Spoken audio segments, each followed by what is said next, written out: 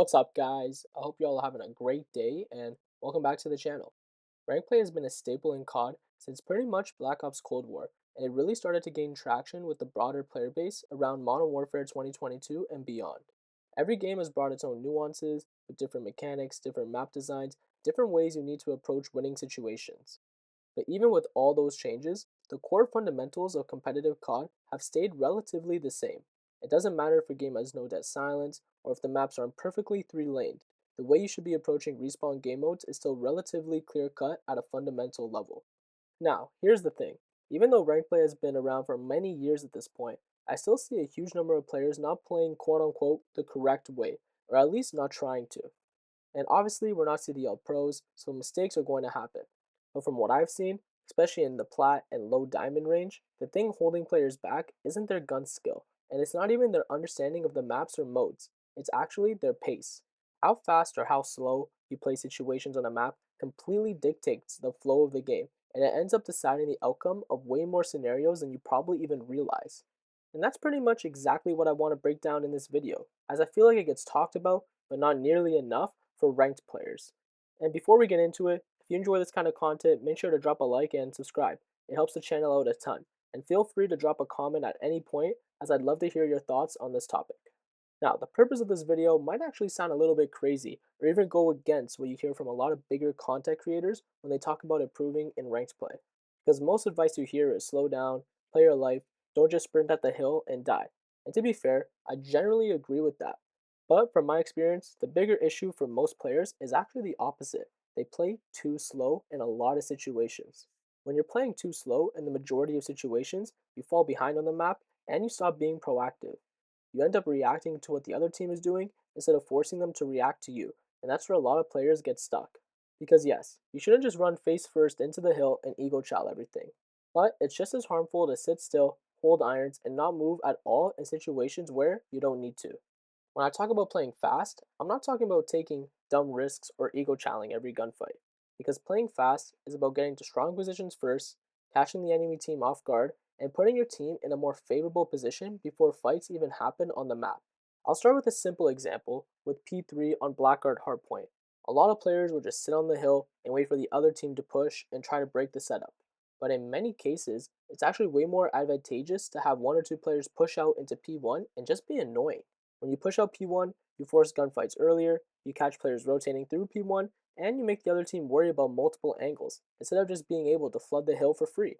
Now, instead of focusing all their attention on breaking the hill, they have to check windows, deal with pressure, and slow down.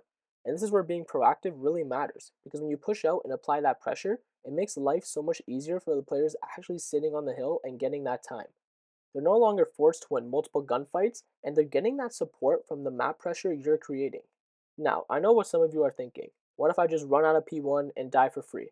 But here's the thing. If you're making the play with awareness and you understand where the enemy team could be coming from, you're not actually dying for free. You're gaining information. Going back to that example, say you have two players on the hill, one player watching deeper spawns, and your fourth player pushing around in P1. If that fourth player dies, you now know exactly where the enemy team is coming from, and you can force them to make a gunfight early and potentially leave them weak or delayed before they even reach the hill. On top of that, the player who pushed out will likely spawn in the back as long as your team is holding them correctly, which keeps your setup stable. This is a very basic example on a pretty straightforward hardpoint map, but the concept still applies to every map in the game and every hill. There are constantly situations where one or two players need to push out, take space, and disrupt the other team. Otherwise, you're just giving them control for free, and you're going to make it more likely that they get a successful break. Moving on, that first point mainly focused on situations where your team already has control and rotates early. But what about when the game gets scrappy and your team isn't the first one to the hill? The same concept still applies, and you still need to play fast, or at least faster than you are right now. But in these situations, it's even more important because you also need to take some risks, play with your teammates, and be willing to win those tougher gunfights in order to break the setup. I'll use Colossus P4 as an example here, as this is a hill where a lot of players in ranked will aggressively play for spawns during P3, so it's pretty common to lose that advantage and end up spawning on the wrong side.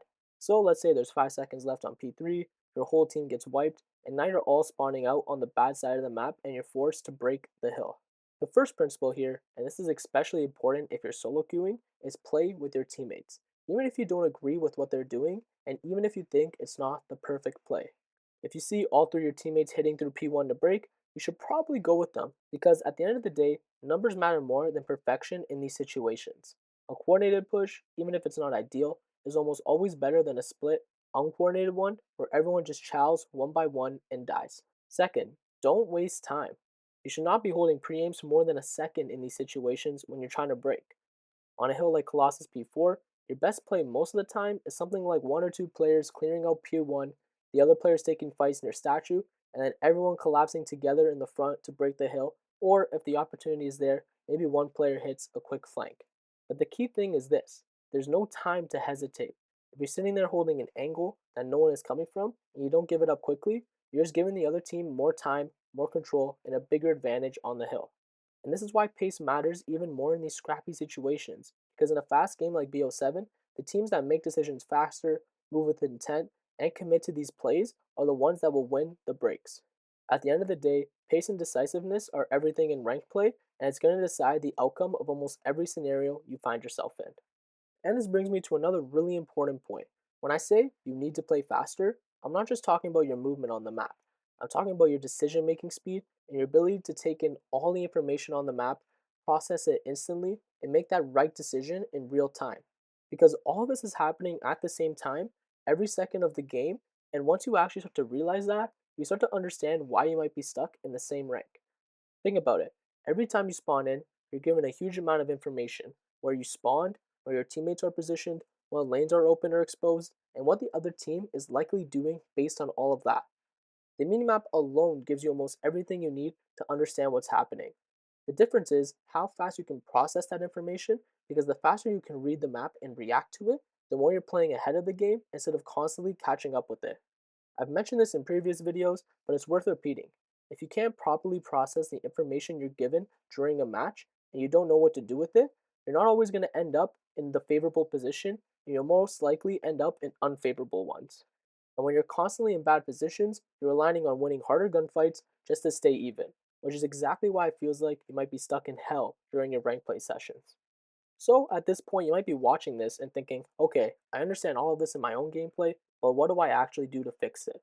And that's exactly where this part of the video is for. The reality is, there's no secret trick. There's no one setting you can change or one thing you can instantly add to your gameplay that's going to fix everything overnight. It really comes down to a couple basic things, which are repetition, pattern recognition, understanding of the game, and learning from better players. Now, obviously, the more you play, the better you'll get, as it becomes easier to read spawns, predict where players are coming from, and understand common setups. That part is pretty straightforward, so I won't spend too much time on it. But the second part is way more important, and if you're not doing this, it's going to be very hard to climb out of whatever rank you're stuck in. You just simply need to watch better players. Watching CDL pros or even high level ranked players who play the game full time is one of the best ways to improve your decision making and pacing. A great example I'd recommend is Priesta's content. He's a former pro and CDL world champion, and the way he breaks down his gameplay is exactly what you should be looking for. He's not just playing, he's actively explaining why he's making certain decisions on the map, where he's positioning himself, and how he's reading the map in real time. And that kind of insight actually helps you improve. Now, I'm not saying you can just watch a couple of videos and suddenly be ready for the CDL, but what it will do is help you start thinking about the game the same way they do. And at the end of the day, that's what this is all about, learning and applying. The more you can do both consistently, the more success you're going to find as you continue to climb in BO7 ranked play. And that pretty much wraps it up for everything I wanted to talk about in this video. This is actually inspired by a recent ranked game I played on Blackguard Hardpoint with one of my boys. We were up 160 to 80, completely in control of the game, and then one of our teammates unfortunately timed out. That led to the other team making a full comeback and winning the game. The final score was about something like 250 to 230, and we were that close. But looking back at it, our third teammate who stayed in the game was playing really slow, holding irons a lot, not really pushing out or applying pressure. And it just made me think, what if you played a little bit faster? Would we have closed the game out? And that's what really led to this entire video. Because a lot of the time, it's not your gun skill holding you back in BO7 rank play, and it's not even your knowledge of the map. It's the pace you play at, both physically and mentally, with the decisions you make. So, if you enjoyed the video, make sure to drop a like and subscribe. It helps the channel out a ton, and definitely leave a comment with your thoughts on your own experiences. I'd love to hear them. Hope you all have a great rest of your day or evening, and yeah, I'll see you in the next one. Later. It's only good. Just hit it. We control the You just gotta hit it on this map. You just gotta hit it. I lit the fuck out of you. Hardpoint is active. Two window. Hostiles have the hardpoint. No, he's not window prone. Control the hardpoint. Contesting hardpoint. God. No. Oh my god. God. In the ring, in the UFC ring. Front door. Good shit, the back. Impressive. Oh, I know Chubb is pissed.